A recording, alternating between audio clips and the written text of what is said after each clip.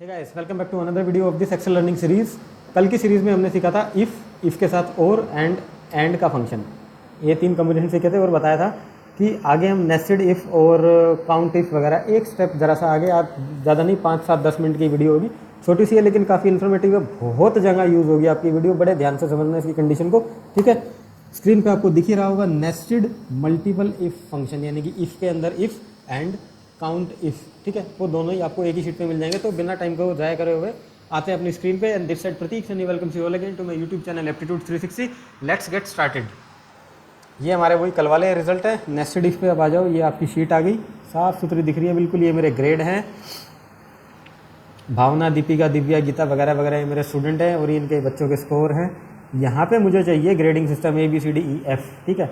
कैसे grading system? अगर 80 से ऊपर नंबर है, 90 से ऊपर है तो ग्रेड A, और 80 से ऊपर है तो ग्रेड B, 70 से ऊपर है तो ग्रेड C, एंड 65 से ऊपर है तो ग्रेड D, एल्स उससे नीचे जो भी है वो ग्रेड F के अंदर आ जाए, ठीक है। एंड ऐसे कितने बच्चे हैं जो ग्रेड A लेके आए हैं, ग्रेड B लेके आए हैं, C लेके आए हैं, D लेके आए हैं, वो करेंगे हम काउंट अपने काउंट इफ फंक्शन के साथ, ठीक है। दोनों को करते हैं स्टार्ट। अपना नोटबुक तो क्या ही खोलोगे, लैपटॉप या डेस्कटॉप जिस पे भी प्रैक्टिस करते हो आ जाओ एंड स्टार्ट होते हैं इफ़ से। दो लॉजिक पूछता है इफ़। पहला लॉजिक में आप दे दोगे कि जो मेरा B3 जो ये सेल है, इसमें अगर मेरे मार्क्स 80 से ऊपर आ रहे हैं तो आप मेरे को लास्ट वीडियो में पास करवाया था हमने, इसमें हम ग्रेड दे देंगे A। अब क्या करोगे कि 70 से ऊपर वाले का कैसे जुगाड़ लगाओगे, ठीक है। तो क्योंकि वो तो नेक्स्ट कंडीशन आपसे पूछेगा, वैल्यू इफ़ फॉल्स, ये रही दूसरी कंडीशन, वैल्यू इफ फॉल्स पे जाएगा, आर्ग्यूमेंट ही खत्म हो गया, ठीक है। इफ़ के अंदर ही इफ़ को घुसाएंगे कैसे, यानी कि उसका कैसे यूज़ कराना। इफ़ लॉजिकल टेस्ट, ये मेरा है B3, ये ग्रेटर देन इक्वल टू होना चाहिए मेरा क्या, 90, ठीक है। अगर ये वैल्यू मेरी ट्रू हो जाती है तो मेरे को आप A ग्रेड प्रिंट करके दे दो। वट इफ़ अगर ये मेरी वैल्यू ट्रू नहीं होती है, अगर वैल्यू फॉल्स होती है, तो दोबारा से चेक करना है आपको, क्या, दोबारा से फिर इफ़ लगा दो, ठीक है। क्या टेस्ट करना है, वही टेस्ट करना है। अब क्या करना है, ये ग्रेटर देन इक्वल टू होना चाहिए मेरा 80, ठीक है। अगर ये मेरा 80 से ऊपर है, ठीक है, तो मेरे को आप दे दो B ग्रेड। वट इफ़ अगर 80 से ऊपर नहीं है तो क्या करें, फिर से चेक करो, फिर से इफ़ लगाओ, ठीक है। क्या चेक करना है, मेरे को यही चेक करना है। इसकी बार अब होना चाहिए मेरा 70 से ग्रेटर देन इक्वल टू 70। अगर ये मेरी वैल्यू ट्रू आ जाती है तो मेरे को A हो गया, B हो गया, तो मेरे को ग्रेड मिल जाना चाहिए C। अगर फॉल्स आती है, 70 से ऊपर फॉल्स आती है, तो क्या करो, फिर से लगाओ, ठीक है, फिर से इफ़। अब देखो इसी इफ़ के अंदर कितने इफ़ आ गए हैं, आप देखो यहाँ पे 1, 2, तीसरा मैं लगाने जा रहा हूँ, ठीक है। फिर से इफ़ लगाया, टैब, लॉजिक मेरा वही, इसी को चेक करना है। इस बार ये ग्रेटर देन इक्वल टू 65 होना चाहिए, 65। अगर ऐसा है तो मेरे को दे दो भैया ग्रेड D, ठीक है। अगर 65 से नीचे है, जितने भी लोग हैं 65 से नीचे, अब इसको क्लोजिंग स्टेटमेंट दो, ठीक है। यस, ये यहाँ तक आ गया मेरा इफ़ के बाद B3, ये गलती कर रहा था मैं, ये आ जाता एरर आता इसमें, ये डॉट लगा दिए, ग्रेटर देन, फिर से डॉट आ गया, हाँ, ग्रेटर देन कहीं और तो नहीं डॉट लगा, सब ठीक है, हाँ हाँ। तो ये इफ़ है, इफ़ की पहली कंडीशन इस कॉमा से पहले ट्रू होगी, एंड उसके बाद मेरे को रिजल्ट दे दिया, ठीक है, वैल्यू इफ ट्रू। अब D के बाद वैल्यू इफ ट्रू हो गया, एंड अब वैल्यू इफ फॉल्स अगर आ जाए तो अभी नीचे हम और नीचे देखना ही नहीं है, 65 से 70 से 80 से 90, बिलो 65 जितने भी हैं सब आ जाओ F ग्रेड के अंदर। ये सारे हो गए मेरे F ग्रेड के अंदर। कितने इफ़ लगे हैं, पहला, दूसरा, तीसरा, चौथा, ठीक है, 4 हैं, 4 ब्रैकेट 2, देखो दूसरे लगाते हैं, एक से पीछे आ गया, तीसरी लगाएंगे, ये क्लोज हुआ, फोर्थ लगाएंगे, हमारा फॉर्मूला ओके एंड एंटर। इसको मिल गया ग्रेड B, क्योंकि 90 से ज़्यादा नहीं है, 90 से कम है, 89 है, ठीक है।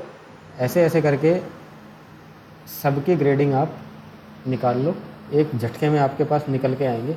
ये तो था हमारा नेस्टेड इफ़। अब ऐसे ही नेस्ट आप किसी भी फॉर्मूले में कर सकते हो, it's all up to you. अब ये जो एक्सेल है धीरे धीरे आपके फॉर्मूले के अंदर फॉर्मूला और इस टाइप की बेसिक से हट के थोड़ा सा इंटरमीडिएट लेवल पे स्टार्ट हो गया है ट्यूटोरियल हमारे, ठीक है।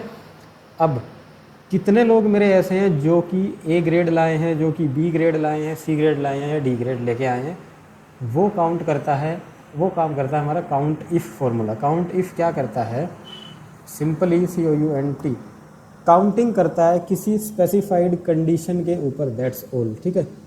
Counts the number of cell in range that contain number. Okay, जब एक्सेल की भाषा में नहीं समझ में आती, अगर ऐसे समझ में आ रहा होता तो ट्यूटोरियल की ज़रूरत ही ना पड़ती, ठीक है। काउंट इफ़, ठीक है। अब काउंट इफ़ के अंदर ना सिंपल काउंट है, काउंट के अंदर देखो आप कितने सारे हैं, count A, count blank, count if, count ifs, cube counts, D count वगैरह वगैरह। एक एक फॉर्मूले को हम पढ़ेंगे। कुछ फॉर्मूले तो काउंट है, काउंट ए वो खाली और भरा हुआ, पहली क्लास में बताया था, पहली या दूसरी क्लास में मैंने, वही है, सिंटेक्स वही चलता जाएगा, नाम बदलते जाएंगे बस, ठीक है। काउंट ब्लैंक, नाम से इंडिकेट हो रहा है, जितने ब्लैंक कॉलम है वो काउंट कर देगा। काउंट इफ़, काउंट करवाना है अगर कंडीशन है, अगर ये स्पेसिफाई कंडीशन, अगर इसको मैं इफ़ लिख दो, count the number of cell within a range that meet the given condition. Condition हमारी क्या होगी, ये हमारी कंडीशन है, ठीक है। ये रेंज में से इस कंडीशन में काउंट करके यहाँ पे रिजल्ट मेरे को लाके दे दो। कैसे करते हैं, ये लो टैब करो। सबसे पहले पूछेगा आपसे रेंज कि जनाब ये बताओ कि रेंज मेरी क्या है, कहाँ मुझे देखना है आपकी रेंज, सर ये रही। नेक्स्ट आर्ग्यूमेंट, क्राइटेरिया क्या है सर, जो आपने रेंज मुझे दी है उसमें किस क्राइटेरिया पे क्या काउंट करूँ मैं। सर ये ग्रेड है, मुझे ये बता दो, ये मेरा क्राइटेरिया है। क्राइटेरिया ये सारा नहीं है, सॉरी, क्योंकि ये तो रेफरेंस उससे चलेगा ना, रिलेटिव रेफरेंस से। तो मेरा क्राइटेरिया इस सेल के लिए ये मेरा यही क्राइटेरिया E3, इसको मैं क्लोज कर दूंगा। जैसे डाउन जाएगा तो नेक्स्ट सेल के लिए ये क्राइटेरिया हो जाएगा एंड सो रिलेटिव रेफरेंस, ठीक है, ये फिक्स हो जाएगा आपका। एंड इसको आप डाउन भी करोगे, कितना डाउन जाएगा, क्योंकि ये तो रेंज है, पहले रेंज दे दी आपको, ठीक है। Close and okay, right. अब यहाँ काउंट कर लो, ए वाले 1 2 3 और कहाँ गया ए, 1 2 ये रहा, 3 और 4 ए है, बिल्कुल सही है, ठीक है। कितने हैं एफ वाले, एफ वाला एक ही है इसमें, ये रहा। इसने गड़बड़ कर दी, क्या गड़बड़ करी है। अब ये एफ वाले देखो, एफ वाले आपके यहाँ दिखा रहा है आपका रिजल्ट 1, एक्चुअल में एफ कितने हैं, एफ 2 हैं। गलती कहाँ हुई है, अब जो ये रिलेटिव रेफरेंस के चक्कर में फॉर्मूले ने अपनी रेंज जो है C7 से C19 बना लिया, यानी कि हमारी रेंज ये C7 यहाँ से लेके और यहाँ तक काउंट कर रहा है, जबकि नीचे कुछ है नहीं। एग्जैक्टली हमारी रेंज तो ये थी, करो कुछ नहीं, वापस से फॉर्मूले के ऊपर आओ, जो आपकी रेंज थी ना, ये इस रेंज को आप F4 फंक्शन की से प्रेस करो, इसको एब्सोल्यूट रेंज कर दो, यानी कि रेंज ये होगी फिक्स। ओके, एंटर करो 4, बाकी उसके बाद तो ये तो चेंज होते ही रहेंगे। ये आपका करेक्ट आ गया, एफ यहाँ पे 2 आ गए, 2 लोग फेल थे मेरे, ठीक है। सो उम्मीद करता हूँ कि आपको बढ़िया तरीके से समझ में आया होगा। नेस्टेड कैसे यूज़ करना है, नेस्ट का मतलब क्या होता है, नेस्ट यानी कि एक फॉर्मूले के अंदर फॉर्मूला लगाते रहना। अब ये नेस्ट आपका हर जगह यूज़ होगा, वी लुकअप में भी नेस्टेड वी लुकअप होता है, नेस्टेड एच लुकअप होता है, यानी कि किसी भी फॉर्मूले को आप नेस्ट कर सकते हो, एक के अंदर एक फॉर्मूला, वही फॉर्मूला बार बार, ठीक है। एंड काउंट इफ़ तो अपने आप में ऐसे जैसे काउंट इफ़ है वैसे आ जाएगा सम इफ़, वैसे आ जाएगा एवरेज इफ़, ठीक है। अब उनके साथ साथ ऐसे आ जाएंगे count blank and sum blank, average blank की तो क्या ही एवरेज होगी, ऐसे ऐसे ही। मतलब एक ये आपको एक फॉर्मूला रटना नहीं है, सिर्फ समझना है, कंडीशन है क्या करवाना है, उससे अपने आप फॉर्मूले बनेंगे, ठीक है। अब मैंने कोई देखे तो है नहीं, अब जैसे ही मैं इक्वल टू करता हूँ, जैसे कि यहाँ पे लिखता हूँ सम, तो यहाँ सम इफ़ भी होगा, ये रहा सम इफ़, सम प्रोडक्ट। अब सम के जितने बताए थे वो तो है ही हैं, उसके अलावा भी कुछ हो रहा है, मतलब ऐसे ही आएगा।